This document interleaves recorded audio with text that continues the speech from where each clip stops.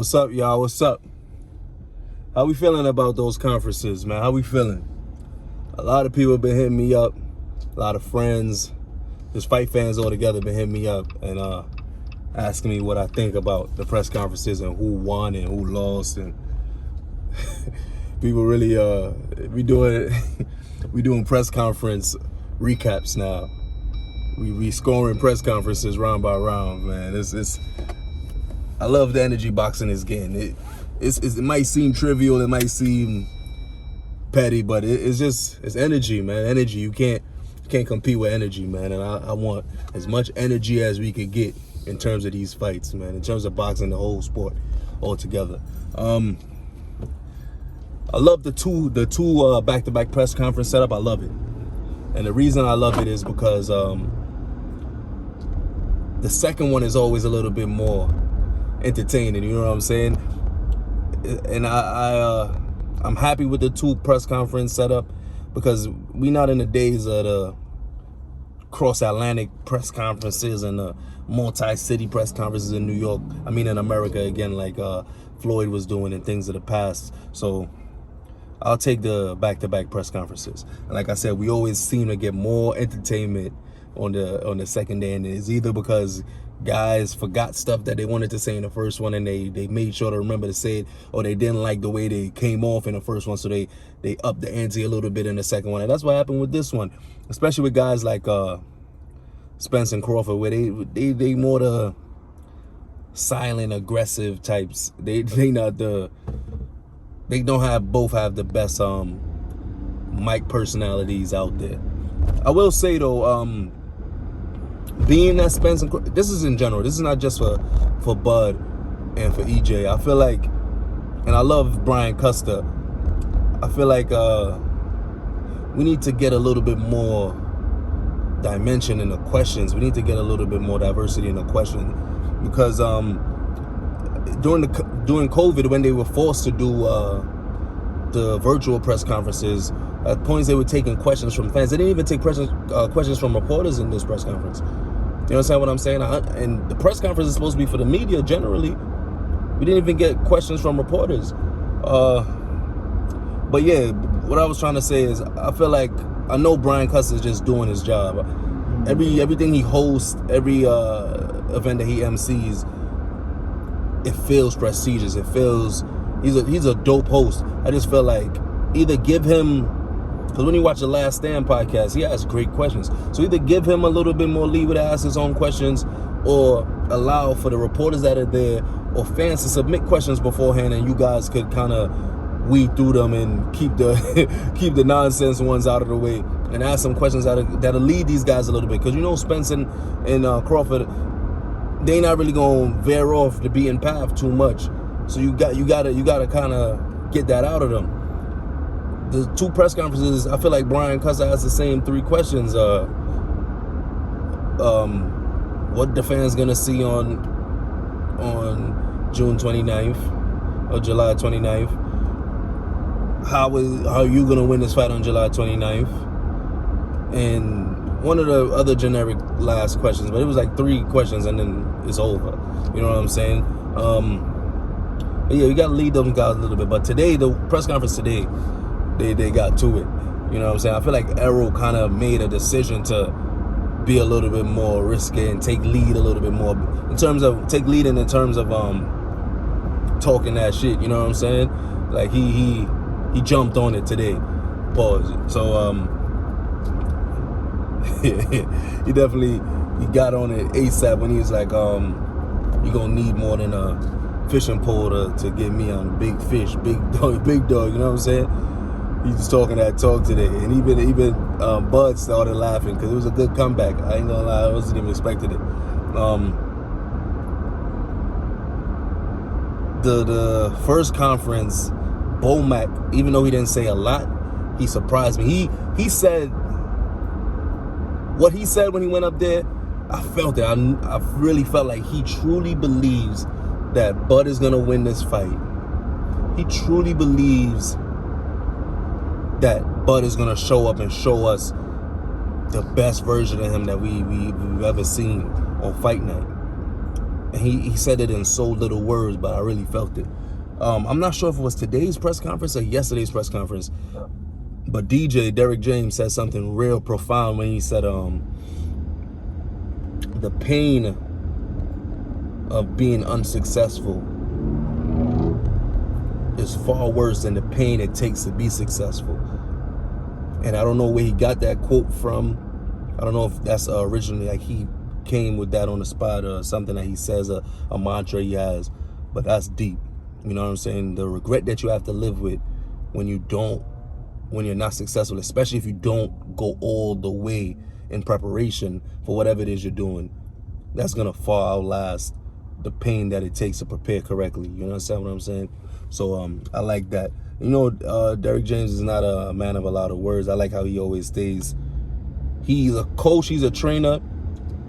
He balances this line where, you know, in the gym he's in charge when he's training these fighters and stuff like that. But when it comes to public appearances and speaking about what's the next move and things of that nature, he always stays back. He doesn't jump out there like other trainers do. I respect that. Some fighters, you need that front man to talk, and like Big Dog Haney, you feel me, like Bill Haney does for Devin. But Derek plays it another way, and I respect both angles, because there's no one right way to do this thing. You gotta know the fighter you're working with, the fighters that you have under you, and you gotta make it work. What's best for your team and your fighter, you know?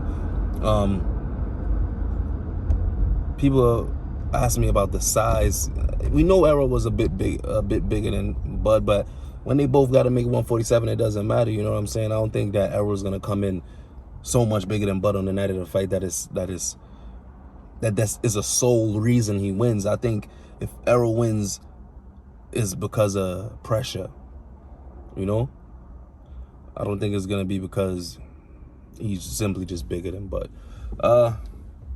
But back to the press conferences, it's hard to talk about these things or these guys and not lean and veer off into actually speaking about the fight itself. But the press conferences did well. If they I think Custer said that the press conference was actually streaming on the big screen in Times Square while it was taking place today. If that really took place, that's dope. I like things like that, because we need the everyday sports fan to understand who these fighters are, understand the magnitude of this event, and buy in, because it's worth it. Like Errol said today, Errol kind of what is this they call it in wrestling, called kayfabe, where like you don't talk about the fact that wrestling is a bit planned and predetermined. When he took the mic back up right before the last face-off and said, we got to find out what that 3% is going towards for the sanctioning bodies and stuff of that nature. It's like one of these, it felt like kayfabe. It felt like something people really don't touch, you know what I'm saying? People don't really speak on these things, especially fighters. Fighters don't speak on these things. But he said it, and what you say, you can't take it back. So I respect him. I respect him for saying something about it. I would like to know what the sanctioning fees go towards. Unless I don't have, I'm not saying I know everything, but when the WBC, WBO, IBF, when these guys get these sanctioning fees, what do they do with it?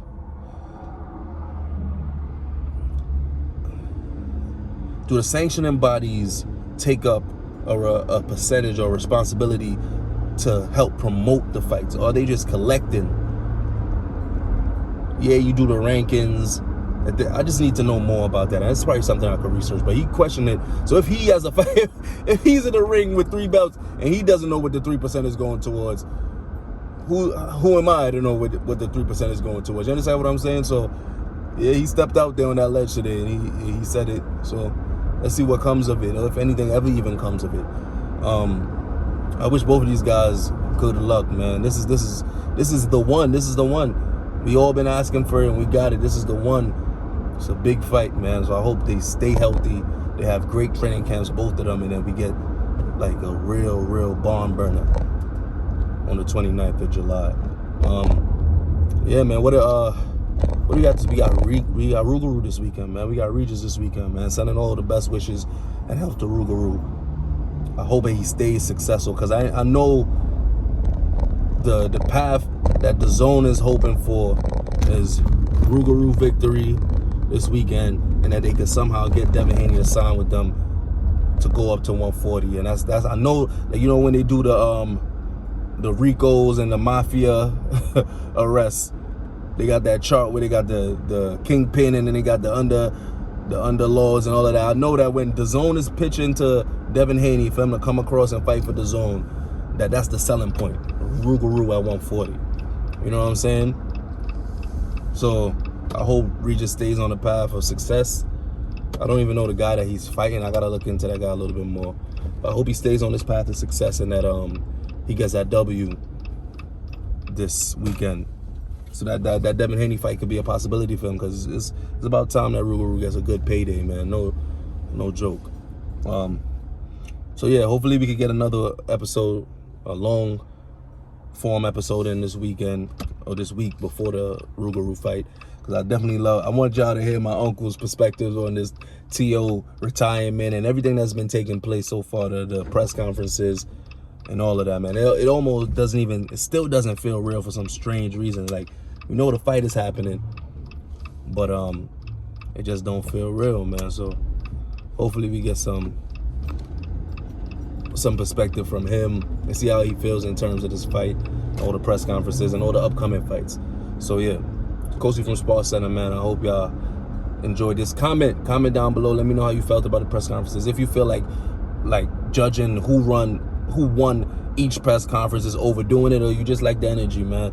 Any kind of energy is good energy for me. That's how I see it. But let me know how y'all feel. Let me know what you think about all of Jesus Lord. I couldn't take another one of the smoking buds and fish fillets and fillet sandwiches and all that. It was 2 press conferences was enough, because another one of those, yeah, it would have sent me, man. I enjoyed each press conference. I enjoyed the first and the second one, but yeah, 2 was a perfect amount of press conferences with these guys, man. Let's get to business. But yeah, Kosi from SparCenter. Check.